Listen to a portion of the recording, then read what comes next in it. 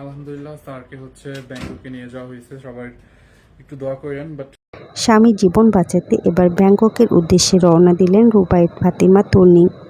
তো ভিউয়ার্স, বিস্তারিত জানতে হলে পুরো ভিডিওটি সঙ্গেই থাকুন। ব্যাংককে নিয়ে যাওয়া হয়েছে, কিন্তু ইমপ্রুভমেন্ট হয় না। ঠিক আছে, বাংলাদেশে তাকে কোনো ইমপ্রুভমেন্ট হয় না দেখে আর কি ব্যাংককে নিয়ে যাওয়া হয়েছে। সম্প্রতি বেশ কয়েকদিন ধরে লাইফ সাপোর্টে আছেন রুবায়েত ফাতেমা তন্নির হাজব্যান্ড সাদাত রহমান। এ কদিনে এখন পর্যন্ত ওনার কোনো ইমপ্রুভ নেই। এই জন্য দেশের চিকিৎসার ওপর আস্থা রাখতে পারছেন না তন্নি। স্বামীর জীবন বাঁচাতে সর্বোচ্চটা দিয়ে প্রাণপণ চেষ্টা করছেন রুবায়েত ফাতেমা তন্নি, যার ফলে জরুরি ফ্লাইটে স্বামীকে নিয়ে ব্যাংককে গিয়েছেন তিনি, যেন আবারও ফেরানো যায় তাকে। সোশ্যাল মিডিয়ায় তার স্বামী সাদাত রহমানের সর্বশেষ অবস্থার কথা জানিয়ে তিনি লিখেন, জীবনের সবথেকে কঠিন সময় পার করছি। আমি কোনোভাবেই তাকে হারাতে চাই না।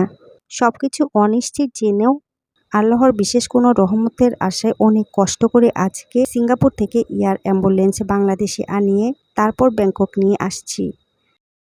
ব্যাংককে একটার দিকে নিয়ে গেছে, আর পুরো প্রসেসিংটা আসলে অনেক কঠিন ছিল। আমার জীবনের সবটুকু দিয়ে চেষ্টা করছি, বাকি আল্লাহর ইচ্ছা।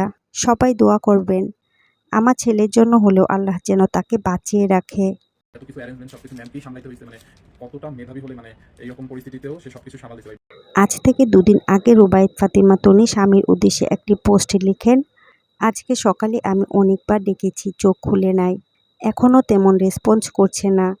লাইফ সাপোর্টে আছে, ডক্টররা চেষ্টা করছেন, একটু স্টেবল হলে দেশের বাইরে নেয়ার কথা চলছে। আমি হসপিটালেই আছি। সানভি সারফারাজ বাসায় আমার মায়ের সাথে আছে। সারফারাজ কিছুই বোঝে না, ছোট বাচ্চা, সে শুধু এতটুকুই ফিল করতে পারছে তার ড্যাডির কিছু হয়েছে, ছেলেটারও জ্বর। আমাদের শুভাকাঙ্ক্ষী যারা আমার হাজব্যান্ডের খবর নিতে কল বা টেক্সট দিচ্ছেন, সবার কাছে কৃতজ্ঞতা প্রকাশ করছি। আমি কথা বলার মতো মানসিক অবস্থাতে নেই। আল্লাহ ছাড়া এই বিপদ থেকে কেউ উদ্ধার করতে পারবে না। সবাই আমাদের সকল ভুল ত্রুটি ক্ষমা করে আমার হাজব্যান্ডের জন্য দোয়া করবেন। সিঙ্গাপুর থেকে এয়ার অ্যাম্বুলেন্স বাংলাদেশে আসছে, সাথে একজন ডাক্তার, একজন নার্স আছে এবং তাকে এখান থেকে নিয়ে ব্যাংককে গেছে।